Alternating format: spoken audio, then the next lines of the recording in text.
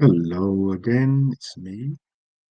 We're going to talk about a series of Idiot's Guide. We're talking about scribal habits and harder readings. This one I'm quite looking forward to. I wrote it myself. Right, let's go back to Grishbach canons. He's a very popular man. So he had a rule, he had 15 rules, but we're going to deal with rules 7 and 8. And you see this throughout in terms of technical criticism. He says one of the rules was preferable to others is a reading which the meaning is apparently quite false, but which is in fact, after thorough examination, is discovered to be true. How do you do that? Rule 8. Among many readings in one place, that reading is rightly considered suspect, that manifestly gives the dogmas of the orthodox better than others. So let's talk about suspicion of orthodoxy. We've never heard that before. Bart Ehrman. Right. Metzger commentary in the introduction about internal criteria. He says, in general, the more difficult is to be preferred, particularly when the sense appears on the surface to be erroneous, but on the more mature consideration proves itself to be correct. Here, more difficult means more difficult to the scribe, who would be tempted to make an emendation. The characters of most scribal emendation is a superficiality, often combining the appearance of improvement with the absence of its reality. Obviously, the category more difficult reading is relative, and sometimes a point is reached when a reading must be judged to be so different it cannot be risen only by accident in transcription. This is the criteria when people are going to the United Bible Society. Okay. Rule 10, right? We've dealt with rule 9 before. There is truth in the maxim. I'm not going to pronounce that. The more difficult reading is the more probable reading, but this principle must not be taken too mechanically. The most difficult reading. I'm not going to speak Latin. All right. Alan Taylor Farnes. He's quoting from James Royce.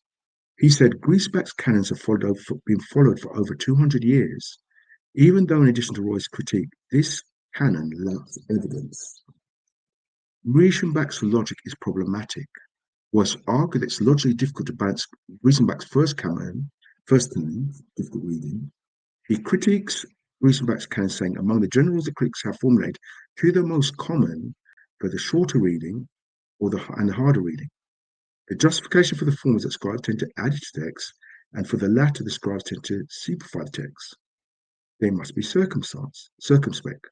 As Edward Hobbes has pointed out, if you have enough variations, these two rules will never lead to the following absurd results. If you follow the short reading, you'll end up with no text at all. And if you follow the hard readings, you'll end up with an unintelligible text. All right. Consequently, more elaborate statements of text principles usually qualify these principles. So what I've done, using the AI to draw out the count of explicit harder reading. So in the text, Metzger's text with commentary, I try to draw out the explicit references to the harder reading. And we see here that Acts of the Apostle is 6. This is the explicit one. So then I looked into implicit, all right, which is expansion and all those kind of things. So what counts as implicit? Any sentence where Metzger argues a secondary reading looks easier or smoother because the scribes probably harmonized with parallels, expanded, conflated readings, etc. And this number then went up to 863 readings affected. It's quite a lot. Got a nice little graph there. And Acts of the Apostles was the highest, 234.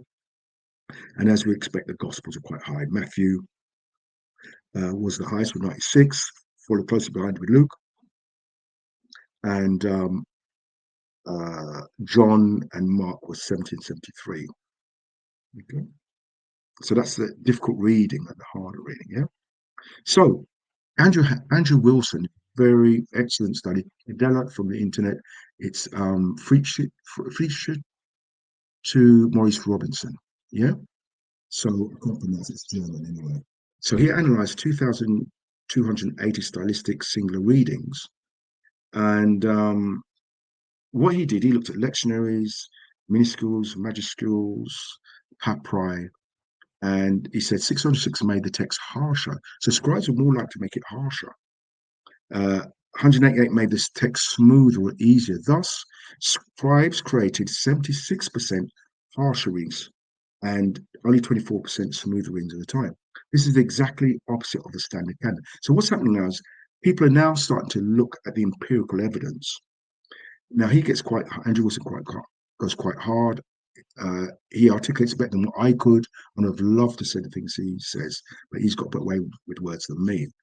So he said this is the opposite of the standard canon, which assumes scribes softened awkward style. Because single word omissions remove pronouns, adjectives, or copulars, making the text terse or abrupt. So the scribes are exactly opposite to what Metzger's commentary says.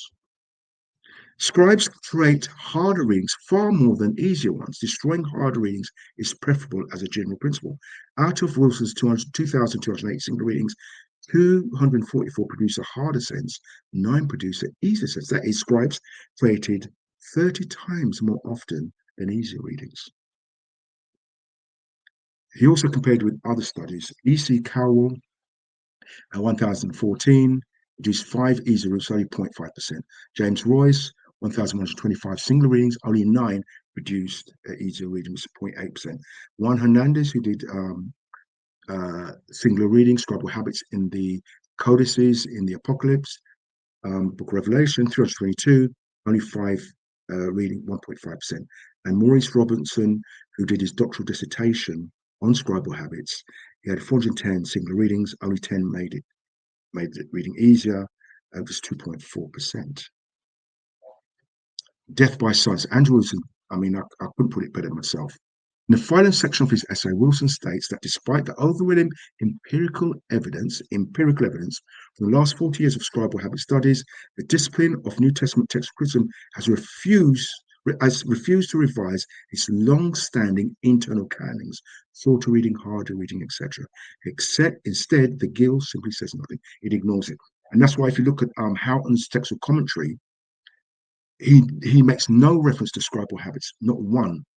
And if you notice, if you compare Metzger's textual commentary with Houghton's textual commentary, Metzger's textual commentary is quite specific with scribal habits. And it's fair to say that a lot of scribal habit studies it was quite a new thing at the time when Metzger did his textual commentary. But Houghton hasn't referred at all to any scribal habit study, which is quite important.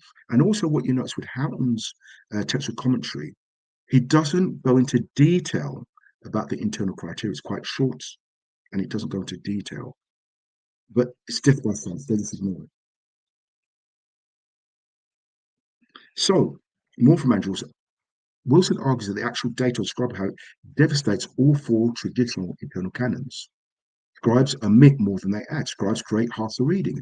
Scribes create harder readings. Scribes disharmonize more than they harmonize. Instead of updating theory to match the data, the discipline behaves as if nothing needs to change. And you see that. In fact, if you look at NA 26, 27, 28, they barely changed, right? Even with the CBGM, it's barely changed. He writes, there's been no move forward rectifying the problem with the transcriptional canons, even though the findings have been public for decades. Example is Mark 141, and I'll give you another one. You can read that, Hebrews 2, verse 19. All right. And 2 Peter 3:10, I'll comment about that one. This is the most notorious one. Even the previous one, I think is in Nestle's line 27, and the earth and its works shall be found. Even Metzger says it doesn't make sense. It says it seems to be devoid of meaning in the context.